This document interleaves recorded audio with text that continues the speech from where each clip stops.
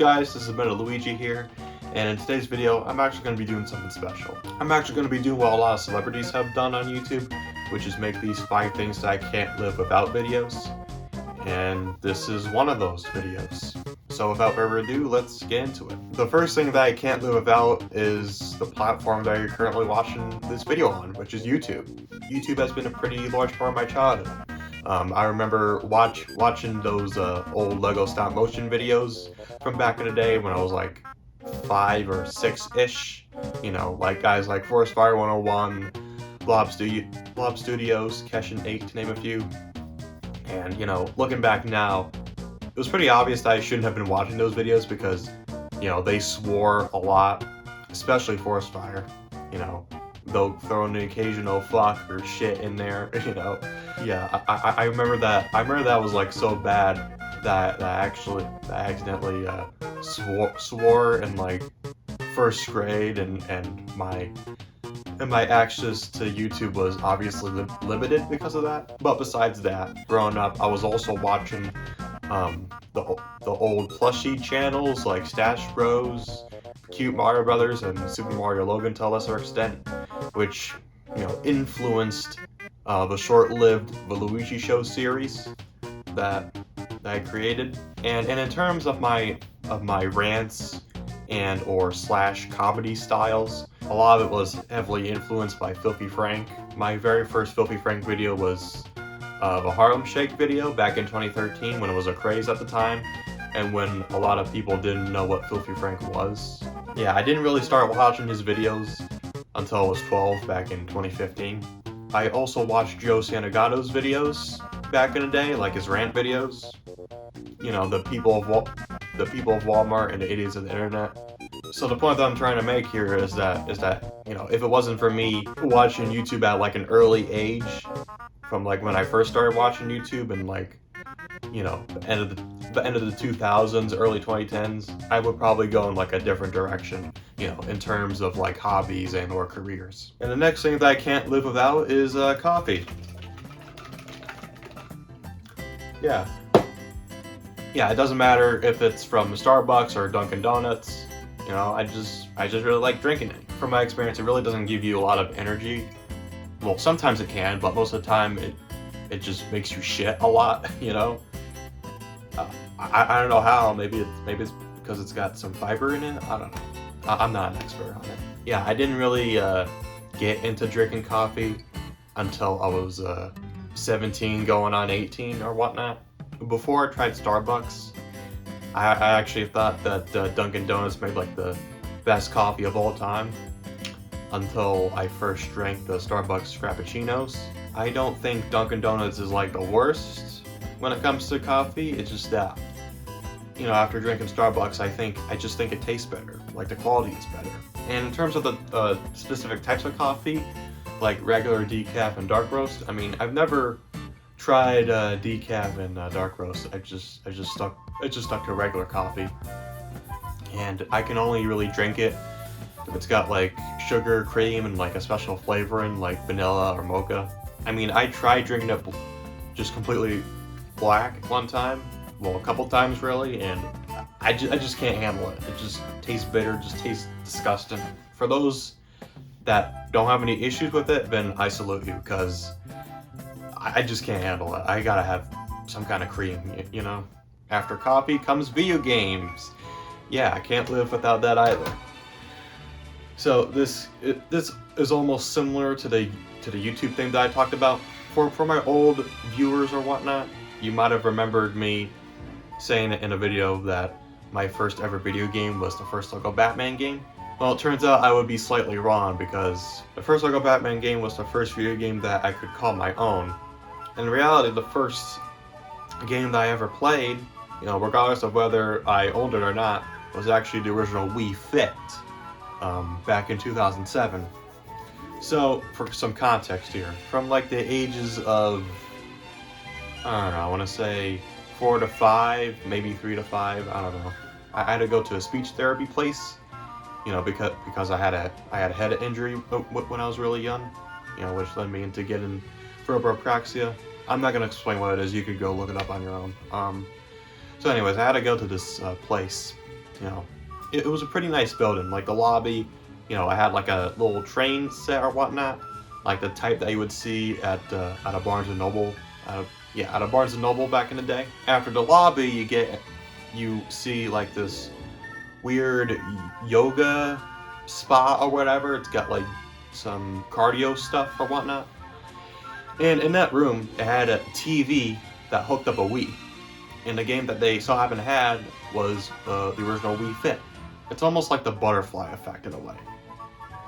That me playing it would lead me to go on to play Super Mario Brothers, and it led me to play Kirby Superstar. You know, it just led me into becoming a fan of Nintendo games, you know. And after that, the next game I played was, of course, the first Lego Batman game on the PS2 back in 2005. So looking back, I mean, me being exposed to non-Nintendo consoles like the PS2 and the Xbox 360, you know, you would think that I wouldn't be interested in Nintendo, that I would just be into games like Call of Duty, Battlefield, fucking Fortnite, you know, non-Nintendo stuff. You would be wrong, because not too long after I played the first Lego Batman, I actually played Super Mario Brothers at my local dentist. They don't have it anymore, but specifically they had the arcade version called Versus Super Mario Brothers. It actually led me to return to the Wii. It introduced me to the DS, and the rest was history, pretty much. If it wasn't for me playing the first Super Mario Brothers, then this channel wouldn't really exist, or it would just be different. And the next thing that I can't live without is Premiere Pro. This pretty much ties to the YouTube part of the video. Yeah, the very first video editing program that I ever used was Premiere Pro, and I first learned how to use it during the exploratory phase of my high school, which had a digital media trade, and I didn't have Premiere Pro for my own computer until like a couple years later in 2019. Prior to that, on my own computer, I actually had to use Windows Movie Maker, which, you know, by that point, you know, it was already outdated, but it was literally the only thing that I had that didn't cost any money at all. And you know, if you were to look back at my older videos from like 2017 to 2019, you know, you would know that a lot of the videos were used in Windows Movie Maker. And you know, the videos that I made for school, they were made in Adobe Premiere Pro, which meant that the quality looked a lot better and it was like edited a lot better. I mean, Windows Movie Maker, I mean, I tried to make it look nice with what I had, you know. And for the most part, I actually thought I did a pretty decent job at it. And like back then, I didn't have a savings account or a checking account, so I couldn't buy Premiere Pro on my own. I had to have my mother to do that for me.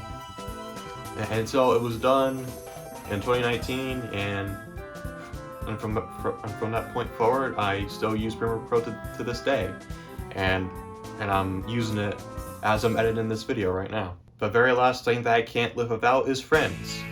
No, I'm not talking about the TV show, you freaking Zoomers, late millennials. No, I'm talking about the people that you hang out with. Those friends. I know you already heard about this like a billion times, you know, not just on YouTube, but on social media in general, or in like TV, movies, where, you know, prior to high school, I didn't have that many friends. You know, it's true, I didn't.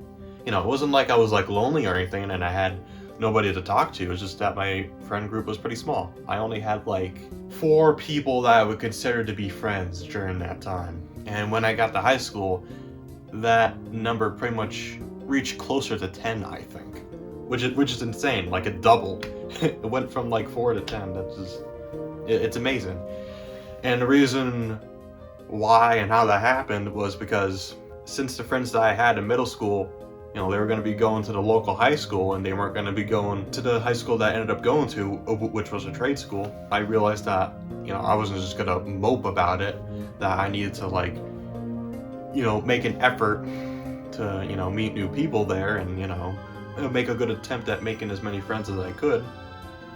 And so I did that, and my goal was to, you know, make friends with people that I was confident that I would have a great time spending time with, hanging out with, talking to, you know, and actually paid off really well. And after I graduated high school, many of the friends that I made, they pretty much like moved on to like something else really.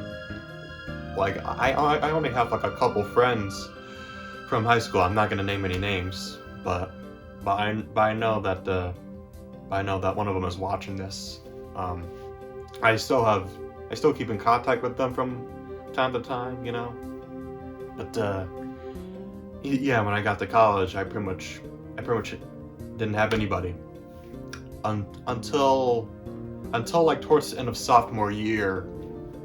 When I met a group of people to be roommates with, and we got along really well, and recently we actually went out to the mall, and had dinner, looked around at the Halloween store. You gotta keep in mind that this was like the Friday after Columbus Day. Yeah, we checked out the Halloween store, we checked out GameStop for a little bit, and we actually went to a nice bowling place that had a lot of arcade stuff, It was like a lot that it would actually put Dave and Buster's to shame. I just had a really great time, honestly. So yeah, that was all the 5 things that I can't live without. If you enjoyed the video, like it, subscribe if you want to see more of me. And until then, I'll see you next time. Goodbye, everybody.